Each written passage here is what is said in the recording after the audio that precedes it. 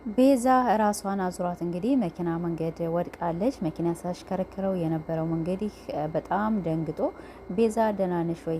ምን ሆነሽ ነው? ይቅርታ አድርጊልኝ ሲላትኝ አንተ ምንም ነገር ያጠፋው ነገር የለም ራሴን ትንሽ አዙሮኝ ነው የወደኩኝ፣ ግን አሁንም መነሳት አቃታትና ከዚያ በኋላ እንግዲህ እንዲያደርሳት እሱንም ተማጽነዋለች። እሱም ሐኪም ቤት ልውሰድሽ፣ እንዴት ነሽ? ሐኪም ቤት እንሄድ ብሏት ነበረ። እሷም አይ ሐኪም ቤትም አያስፈልገውም በጣም ደህና ነኝ፣ ግን ቤቴን አድርሰኝ ብለዋለች። እሱም እንግዲህ ከቤቷ እያሽከረከረ በመኪናው የወሰዳት ነው። እናቱ አዲስ ሴት በመተዋወቁ ቢኒያም በጣም ገርሞታልኝ። አንተ ግን ማነህ? እናቱ ነህ ወይስ ማነህ? ለያፌት እኮ ምንም አይነት መልስ አልሰጠኸውም። እንዴት ነው አሁን ሴት የምትተዋወቅ? እንግዲህ ናታንም እንዳያቸውት ምን እናቱ አዲስ ሴት አይተዋወቅም ወይስ ምን እያልክ ነው ብሎ እንግዲህ ለጓደኛው ብሎታል። አይ እንደዚያ ሳይሆን ምንም አይነት ለሴት እንደዚህ እንትን ኤፍራታን በጣም እንደምትወዳት እንዴት አሁን እንደዚህ ታደርጋለህ ብሎ እንግዲህ እሱም መልሶለታልኝ። እሱም በጣም ገርሞታልኝ። እንግዲህ ባለፈው በክፍል 83 አንዲት ሴት ተዋውቆ በጣም ደስ ብሎት ነበረ። አሁን ግን እንግዲህ ለጓደኛው ሲነግረው እሱም በጣም አዝኗልኝ።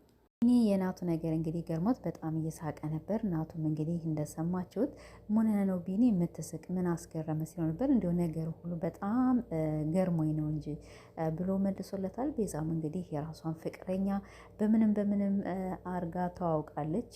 እሱም እንግዲህ አይ ወደ ቤት ላድርስሽ ብሎ ከቤቷ አድርሷታል።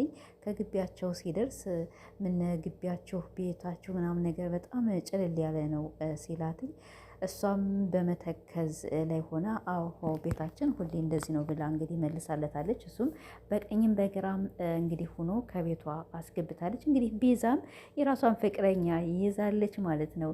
ፂና ዳጊ ደግሞ እንግዲህ ዳጊ እንግዲህ ፂን ጠርቶ ያው ያለውን ነገር በጣም አጫውቷታልኝ። እሷም እንግዲህ ስለምትወደውም መታለታለች። ተቀመጭ ሲላትም አይ እኔ መቀመጥ ፍላጎትም የለኝም አንተ ስለሆንክ ነው የመጣው ብላ መልሳለታለች ማለት ነው። እንግዲህ ሐረግ ድራማ እንዳያችሁት እንዲህ ያለ ይቀጥላልኝ። ያፌት እንግዲህ እንዳያቸው ዛሬ ኮሽና ገብቶ ለንግስቱ ምሳ እንደዚህ አቀራርቦ በጣም ደስ የሚል እንደዚህ አዘጋጅቶ እንግዲህ የኔ ንግስት፣ የኔ ፍቅር፣ የኔ ማር ሲላትኝ እንግዲህ እሷም ንግስታችን ወርዳለች። ከወረደች በኋላ ለአንቺ ብዬ እኮ ይህን ሁላ ነገር አዘጋጅቼልሽ ሲላትኝ እሷም እንግዲህ የድሮ ከፍቅረኛዋ ጋር ከናቱ ጋር የነበራትን ሁኔታ አስታውሳ ተመልሳለች ማለት ነው። ስታስታውስም ከዚያ በኋላ እንዴ ናታን እኮ ወንድምህ አይደለ ስትለው ያፌት በጣም ነበር የደነገጠ።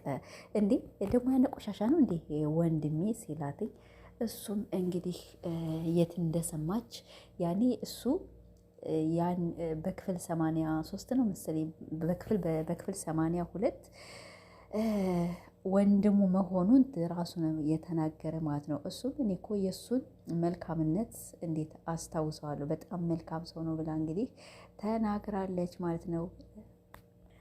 ያፌት እንግዲህ በራሱ ተዋረደ ማለት ነው። እና እኔ ብቻ በጣም ነው የሚያስቀኝ በጣም ደስ የሚል እንግዲህ መሰልሰል ነው።